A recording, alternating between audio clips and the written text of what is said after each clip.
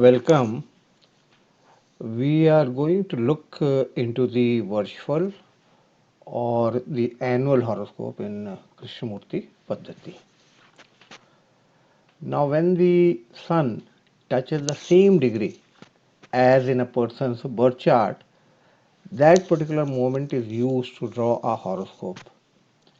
And this particular horoscope is called as the annual horoscopes, solar return chart, yearly horoscope, or the Varshaphal. So we are going to work on an example, and these are the birth particulars. 5th of December 1969, time is this, and these are the birthplace coordinates. And we are going to create a chart, an annual horoscope for this person for the year 2022, when he would be running the age 54. We'll see how we can do this in KP. There is a complete lack of resources or guidelines by Sri Krishnamurti on Varshaphal. There is a brief section by Sri KSK in the third reader, but it lacks any example or any example charts. Thus, you are pretty much on your own to figure out how to do a Varshaphal reading in Krishnamurti Paddhati. And many times I did feel that for various reasons the Varshaphal is required in the Krishnamurti Paddhati, and I'm going to discuss the reason in a while. But I did try the usual Varshaphal method, those were available. And what are those methods? The typical one is note the sun's degree in the birth chart, identify the year, calculate the exact time when sun returns to the same degree. Use this information to draw the annual chart, and then use the Vishwattari Dasha by reducing to 1 year span. I did try this method on a few charts, but this method didn't give any satisfactory result. But first, let me discuss the need for the Varshaphal in Krishnamurti Paddhati. This person will run his 54th year from 5th of December 2022, and during that time he would be running the Saturn Jupiter until the mid of 2025. Now his question for the 54th year are usual questions. The question about career, promotion, debt, property, relationship, health, and a couple of more questions. But if you look at the Saturn and Jupiter signification, because you would be running that dasha during this period, then you will find that a lot of questions cannot be analyzed,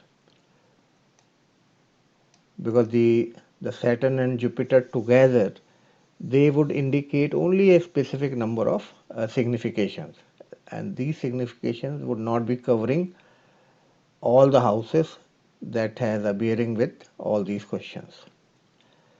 So this is where the Varshaphal chart is helpful.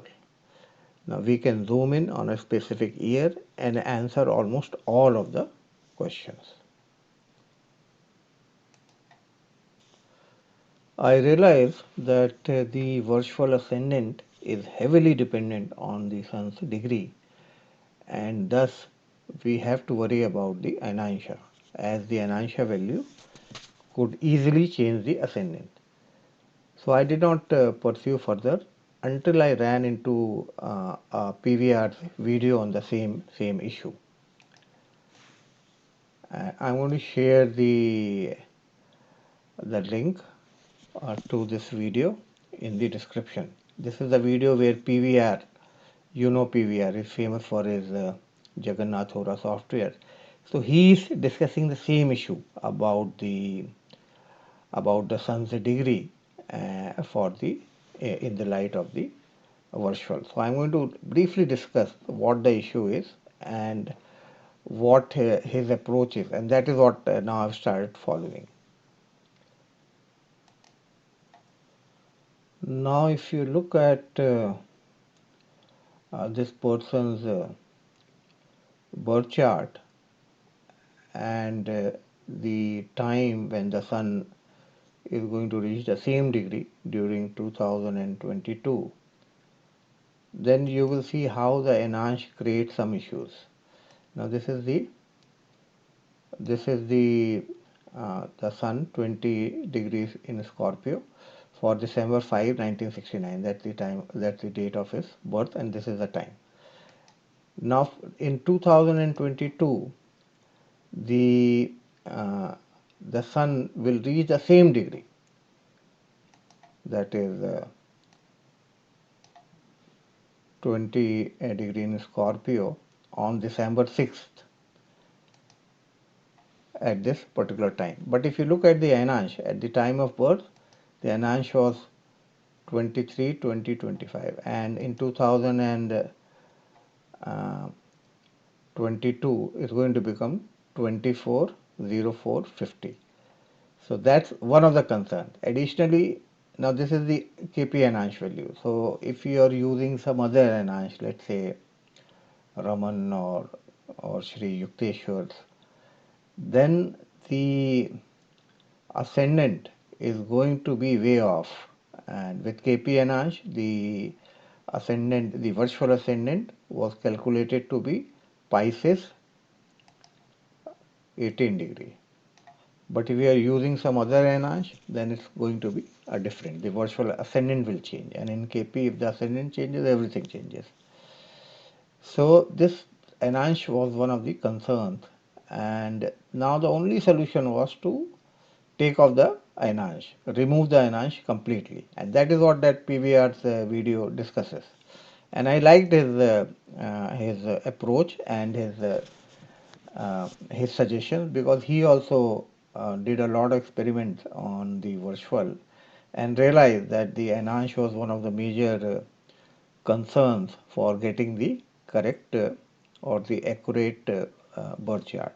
So now if we make the Enanche 000, which basically usually we call it as a cyan value or the tropical value, or sometimes we call it the western value. So when we remove the Enanche, so this is how it looks. Now the sun gets into 13 degrees Sagittarius, 1326. So now we have to calculate the cyan position of the sun for the year 2022, the same position, the when the sun will reach this particular degree, the 13 degree of Sagittarius in 2022. And the PVR software, the J-Hora software, that's a free software that you can download. It will help you calculate all these things. It's a little overwhelming software, but if you watch that video, the link will be in the description box, then you will figure out the steps those are required to calculate the virtual ascendant using the cyan sun value. So let me recap once again what I did. So I reduce the birth chart sun degree to cyan value, and I use the PVR J Hora software to find the date time sun entered this particular degree, and then use this particular date and time and place, and place is always the place of birth, to generate a Nidin chart. And pretty much everything is there in the Jehora, and but for the KP section with all these significators, all that, it's not a very friendly software. So you have to have these birth particulars, the date, time, and place, and then use any of the software that you are familiar with to generate a KP chart. So here is this is the KP chart for this particular date and time. That's December 5, 2022, and time is 20:16:37.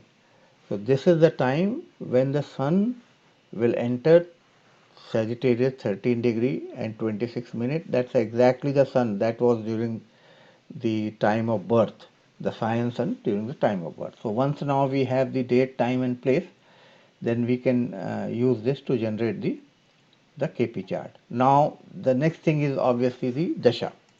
So what do we do with dasha? So dasha has to be reduced. When we are talking about the Varshaphal, the dasha has to be reduced within the span of 1 year, the Vishottari dasha. So now this J-Hora software also has an option to reduce the Vishottari dasha in a 1 year span. And so I was able to get these Mahadasha reduced to 1 year span. And now you'll see that these dasha period, they run into a few months only, covering the 1 year from 2022 to 2023. So now you are pretty much ready. You got the chart, you got the significators, and you have the Vishottari Dasha. So now the virtual chart is ready for you to analyze according to the Krishnamurti Paddhati. Finally, let me share for some tips for the virtual horoscope reading according to the Krishnamurti Paddhati. And this virtual can be used to analyze pretty much everything: career, promotion, debts, property, relationship, health. When this person is running his 54th year, then there are a set of questions that might be on his mind. So all those questions can be analyzed. And now the first rule is that the dasha-antara in the birth horoscope running during that year cannot be overruled.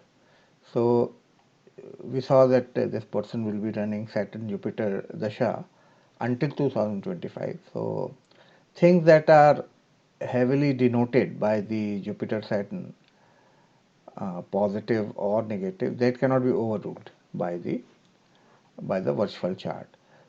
And so, but here are some things that you might want to make a note of. When dasha antar is positive or neutral. Now this point number one is very important. Rest of the things are just common sense. See, when dasha antara is passive or neutral about a specific event, and but the virtual chart is very strong on that event, then you have to predict that event is likely to happen. I'll give you one very simple example of marriage. See, sometime when you are running, the Mahadasha or the Antardasha, and both of them are not indicating the house 2, 7, and 11. At the same time, they are not even indicating the negative houses 1, 6, and 10. So they are kind of passive or neutral. They are indifferent. So at that time, if in the virtual chart you find that there is a strong signification of 2, 7, and 11, then you should predict that this is a period when the matrimonial proposals can come through. So point number one is very important, that when the Dasha and Antara is passive or neutral, and but the virtual is strong, then you have to predict that event is likely to happen. Another example is the travel. See, there are no rules in KP that travel would not happen. So in most of the time, this is just a kind of a passive or neutral thing from the Dasha and Antara.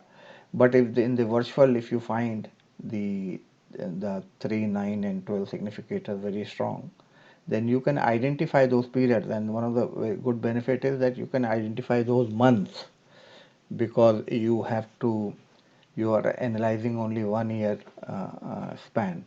So you can identify those months where you can tell your client that a long journey is on the cards. And take another example, when the dashantra is negative, for example health.